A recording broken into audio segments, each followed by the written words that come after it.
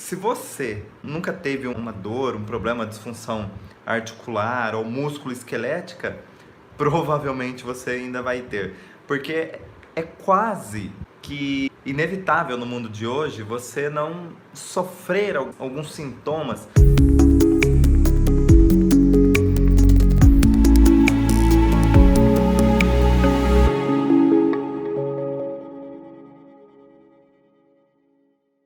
Por conta da construção que leva a esse sintoma. O sentido biológico que está por trás de uma disfunção do sistema músculo-esquelético realmente faz parte do nosso dia a dia. Tem algumas pesquisas que mostram, só na coluna, só as dores de coluna afetam cerca de 80% da população.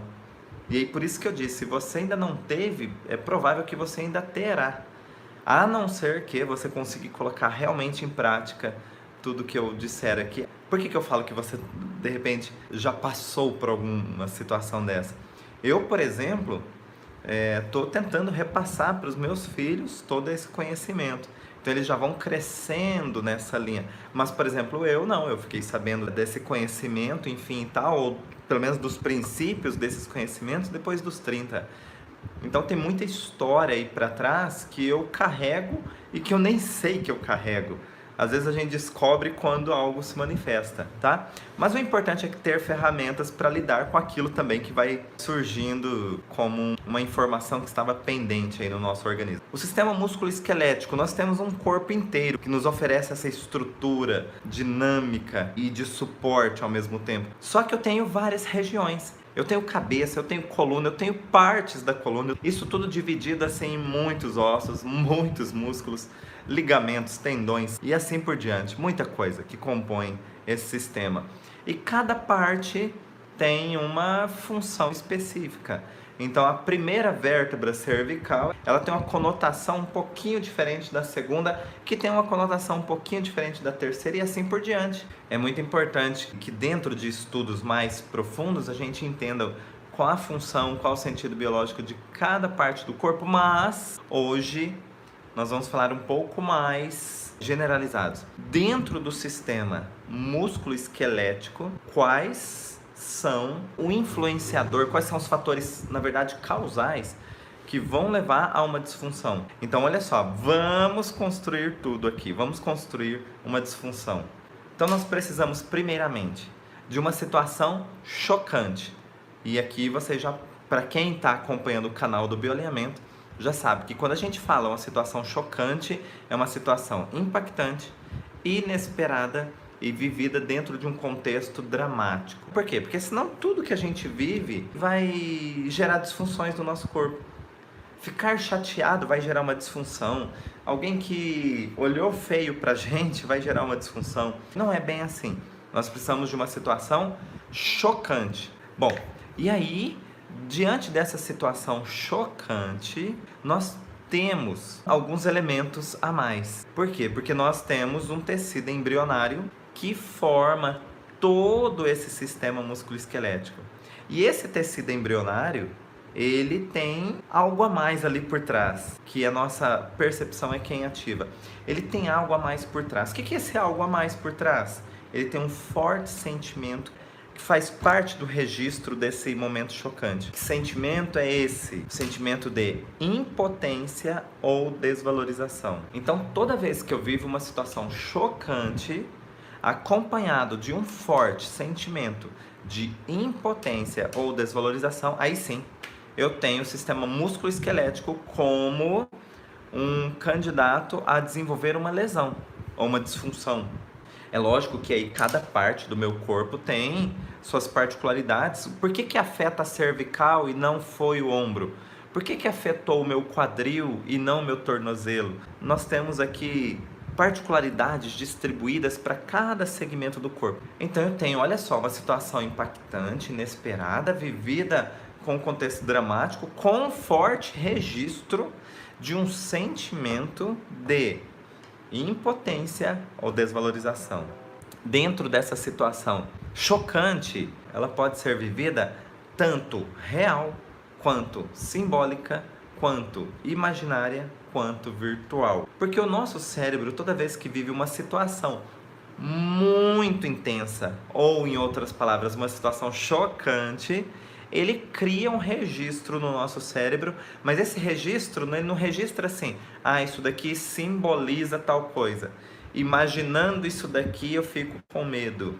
Ou eu vi isso acontecer com outro, mas isso doeu em mim. Não, o nosso cérebro registra como sendo real, como sendo vivido no real, mesmo que tenha outras origens, mesmo que seja simbólico, imaginário ou virtual. Ele registra como sendo real, desde que seja chocante. Se não foi chocante, não será registrado.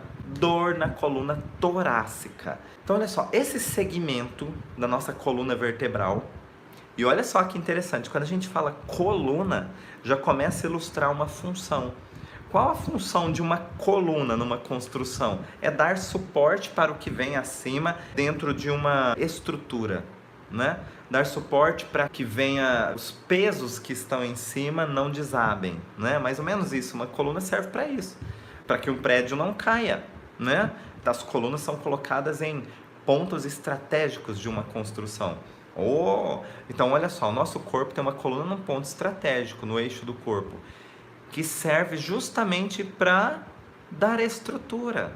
Então toda vez, olha, eu tenho uma situação chocante, inesperada, impactante, vivida num contexto dramático, associada a um forte sentimento de impotência ou desvalorização, e somando-se a isso, eu tenho um abalo da minha estrutura. Mas ainda tem mais um detalhe, porque quando eu falo abalo da minha estrutura, eu estou falando da coluna como um todo. E a torácica, o que é que ela expressa? São 12 vértebras para oferecer estrutura. Agora, sabe o que é o interessante da torácica? É que também é um forte sentimento de submissão, só que muito superior ao da cervical.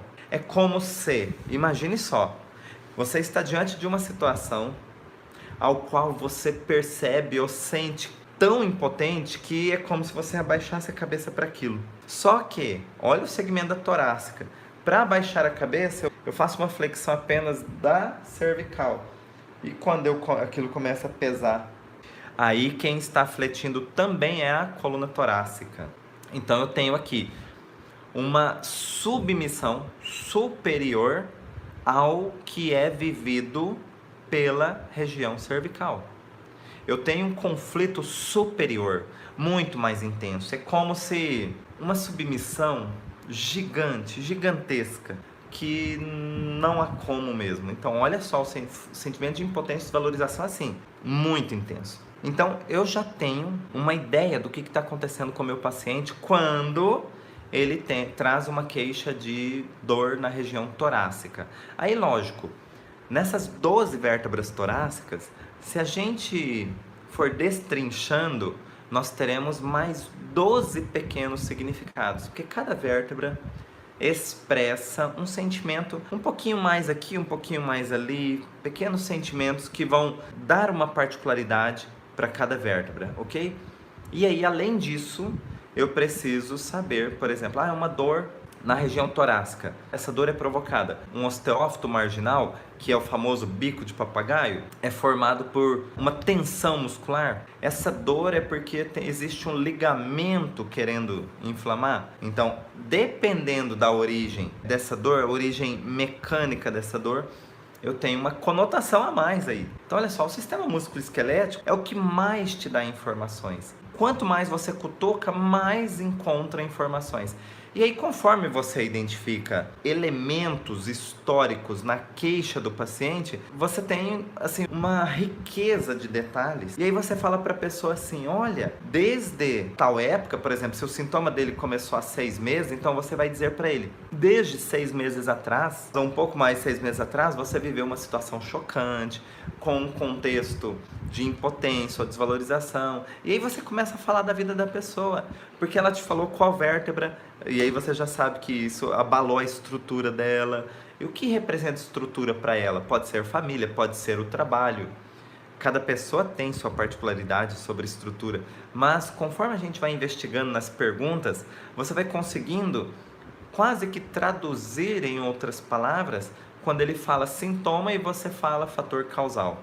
porque não dá para fugir. Foram anos, décadas de estudos que o Dr. Hammer, da Nova Medicina Germânica, foi tendo conclusões em cima das pesquisas. E isso tudo também, os relatos que ele foi colhendo, os dados clínicos que foram sustentando tudo isso. Bom, diante desses fortes sentimentos, nós temos ainda a distribuição no nosso organismo, como eu disse. Não é só cada vértebra, né? Sempre são 3 perguntas para descobrir o fator causal. Por quê? Porque são perguntas que dão respostas diferentes. O que te incomoda? Eu quero saber da queixa do paciente. Desde quando? Eu quero saber o fator temporal ali. E por onde começou? Eu quero saber onde que tudo iniciou, porque eu quero o fator causal. É uma informação importante como isso tudo se alastrou, mas mais importante para onde foi é de onde veio. Para que a gente tenha uma excelente investigação do fator causal, nós temos que nos preocupar de onde veio e não exatamente para onde foi. Independente do tecido envolvido, você vai sempre perguntar desde quando. Então vamos pensar, tem uma dor muscular, desde quando? É uma pergunta que você tem que fazer.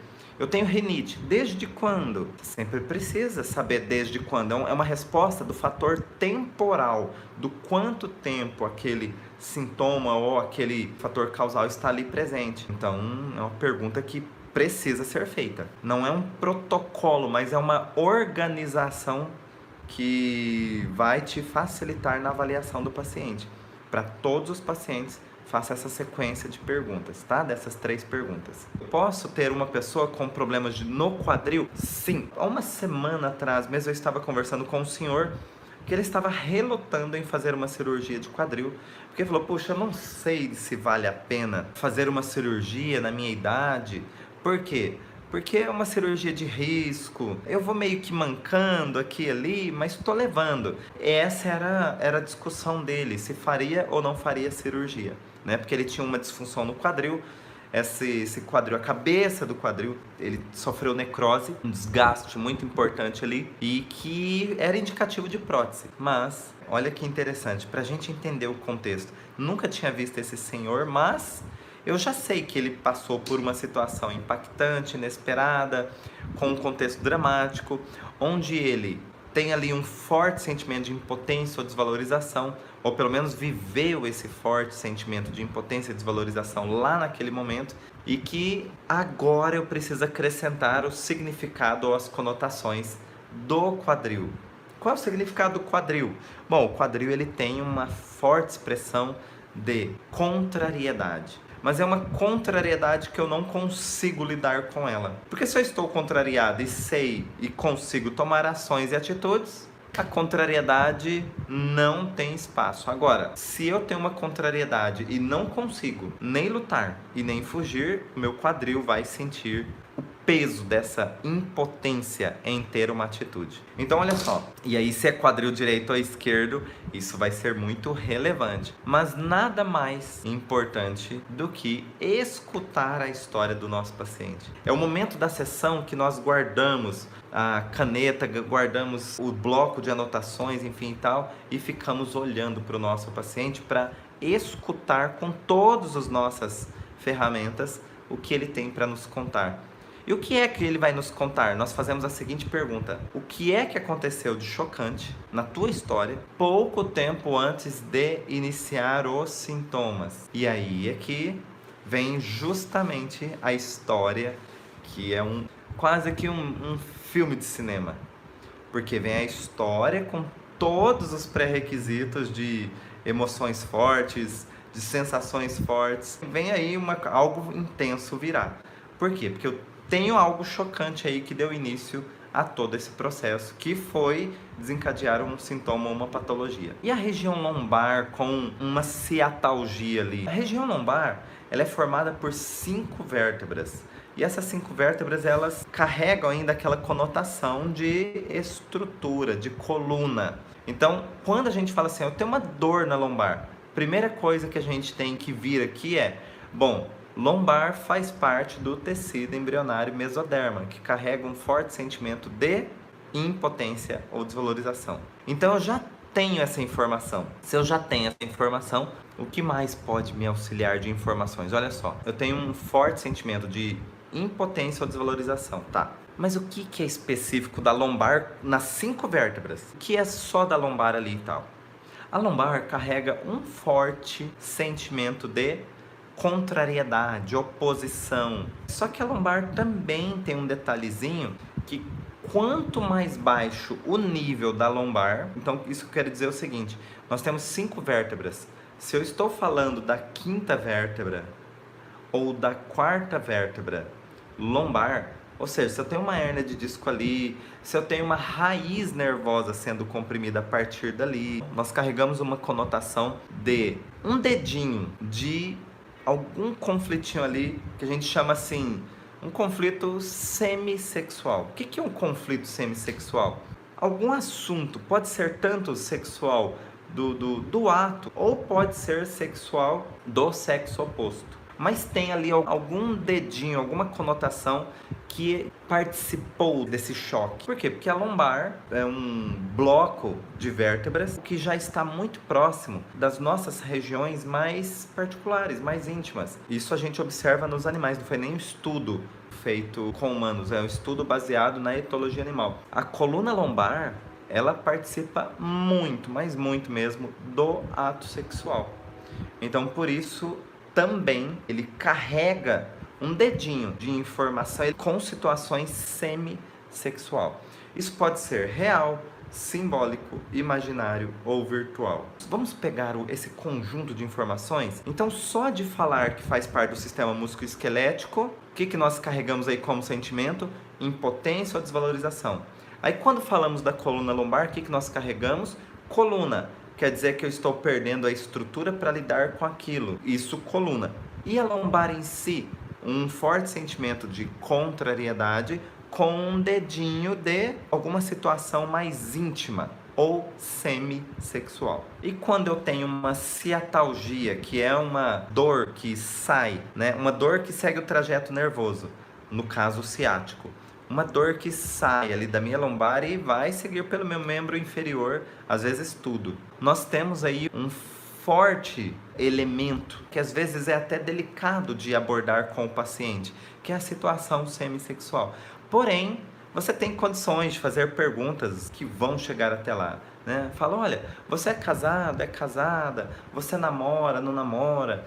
Me conte um pouquinho do seu relacionamento. Então você vai adentrando com muito cuidado, com muito respeito com o paciente, porque você sabe que ali tem um conflito e que você precisa trazer essa informação para o seu paciente para que ele consiga ter clareza em qual ou quais elementos na sua história precisam ser trabalhados a partir de já. Quanto mais intenso é o conflito, mais será forte esse pinçamento do nervo ciático.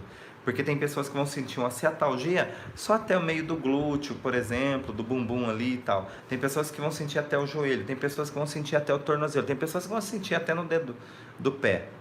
Ok? Então, quanto mais longo for esse trajeto doloroso, mais intenso ou mais crônico é esse conflito que está sendo vivenciado. Essa questão sexual pode ser falta da relação sexual? Sim e não. Sim e não, por quê, Dailton? Aí você me deixou mais confuso. Seja claro, assuma. Não, olha só, sim e não, por quê? Porque eu posso, às vezes, isso que a gente precisa identificar. Às vezes eu tenho um paciente que ele tem incômodo. Incômodo pode ser uma situação, vamos dizer assim, que foi sendo implantada, construída numa linha do tempo. Aqui nós sabemos que precisamos de uma situação impactante, inesperada e vivida com contexto dramático. Então não é assim, poxa, meu marido não me procura mais, eu ando contrariado. Não, isso pode ser impactante, mas não é inesperado. Por quê? Porque as coisas foram acontecendo devagar, foram acontecendo aos poucos. Agora, eu preciso de uma situação chocante, inesperada, ou seja, que pegue você de surpresa. E não uma situação que ao longo do tempo foi se tornando, digamos, confortável para você. Então, por isso que sim e não. Se é em relação a não ter parceiro ou parceiro não procurar, depende. Esse parceiro do dia para noite não procurou? Ah, então peraí. impactante, inesperado com contexto dramático. Ou, foi diminuindo a frequência, parece que a gente foi se distanciando, hoje eu tenho uma barreira entre nós e tal. Então, é algo que foi acontecendo na linha do tempo. Então, é algo que não é inesperado. Muito importante a gente diferenciar isso. A degeneração articular, acrômio clavicular e externo. Então, olha só, todo esse conjunto de articulações, eles estão localizados aqui na minha região chamada de ventral, ou seja, na minha região anterior. E são articulações que participam do movimento complementar do ombro, né? Nossa clavícula está aqui, inserida no externo, e se ela não permitir o movimento, eu teria um movimento de abdução mais ou menos até aqui. Dali em diante, ele participa bastante nessa movimentação. Então, é uma articulação que é complementar ao conjunto de articulações que compõem o nosso ombro. Diante disso, a função principal, dar estrutura, dar uma estrutura complementar, é como se fosse um coadjuvante, a articulação que finaliza movimentos. Então, se eu tenho um desgaste, uma degeneração nessa região, é porque talvez eu não esteja conseguindo finalizar projetos ou finalizar planejamentos. Por quê? Porque é justamente essa conclusão. Eu estou sem estrutura para isso. Eu estou me sentindo incapaz ou impotente para finalizar projetos, planejamentos, enfim, tal, que seriam complementares. A finalização ela é o complemento do planejamento. Todo mundo que cai, fratura o cóccix, é uma fratura que nunca cicatriza perfeitamente. De tal azar que pode ter sido aos 10 anos de idade, você tem 60 e ele continua lá manifestando e contando para você que você caiu um dia sentado. Cóccix, eu tenho uma conotação de intimidade bem importante. Por quê? Porque ele está ali bem próximo ao reto. E por isso, todas as estruturas, mesmo osteomusculares, nessa região, né, um jogador de futebol que está com pubalgia, né, região do pubis, ou dores, inflamações na virilha, na região da virilha, toda essa região é uma região muito íntima. E aí o cóccix, por estar próximo do reto, ele vai trazer ali um dedinho de informação relacionada ao reto. Qual é a informação principal que o reto nos traz? O reto é um segmento, uma estrutura do corpo que carrega a conotação de identidade. Então, quando eu tenho algo relacionado ao cóccix, eu tenho uma representação do meu organismo de um forte sentimento de impotência e desvalorização, com um contexto dramático, um forte sentimento de que tem algo íntimo que eu me senti impotente, mas que, digamos assim, também tem um dedinho na minha identidade. Então, algo íntimo relacionado à minha identidade. Vamos dar um exemplo? Vamos. Tá, não é que todo mundo vai ser assim, do exemplo que eu vou dar, tá? É que, só para ficar mais fácil de entender. Então, uma pessoa, por exemplo, tem um trabalho e nesse trabalho o chefe mandou embora. Ele falou, puxa, mas por que eu tô sendo mandado embora? E aí o chefe fala, olha, passa no RH e eles vão te explicar tudo. E aí ele descobre, aconteceu alguma coisa dentro da empresa e como ele era o mais novo, e ele foi questionado, ou foi apontado como possível pessoa que poderia ter feito aquilo, porque era o mais novato, enfim, ainda não tinha ganho a confiança dos superiores e tal. Então foi questionado o valor dele, foi questionado a índole, foi questionado algo que para ele é precioso, a identidade. E diante disso ele sentiu-se totalmente impotente, nesse caso aí, para se defender. Ele perdeu a estrutura, porque o cóccix faz parte ainda da coluna. Ele teve um forte sentimento de impotência, desvalorização dentro daquilo que se refere à sua estrutura, dentro daquilo que se refere à sua intimidade, à sua identidade. E aí ele saiu dali totalmente com o sentimento de derrotado, porque ele não conseguiu, digamos que, apresentar a identidade dele de forma correta. Ou não sentiu-se potente o suficiente para ter uma identidade de reconhecimento do valor que ele tem, ou que ele tinha, né? Então esse é apenas um dos exemplos. Ou, por exemplo, alguém que se casou, nossa, somos namorados, nossa, que coisa linda. Nossa, somos noivos, nossa, que coisa linda. Aí casa, eu já atendi muitas pessoas que falaram assim, nossa, no primeiro dia de casados, eu já percebi que era outra pessoa. Ou seja, nós estamos falando de um conflito relacionado à identidade. Só que agora é a identidade do outro. E aí, como é que eu não pude reconhecer? Mas agora eu já casei, agora não dá para voltar atrás. Por quê? Porque eu tenho ali uma situação chocante, uma situação de sentimento de impotência, desvalorização, que abala as minhas estruturas, que abala essa coluna e que tem um dedinho ali dentro da minha intimidade com tempero de identidade também. Então, olha só, eu tenho toda uma construção que facilita o desenvolvimento de sintomas ou patologias.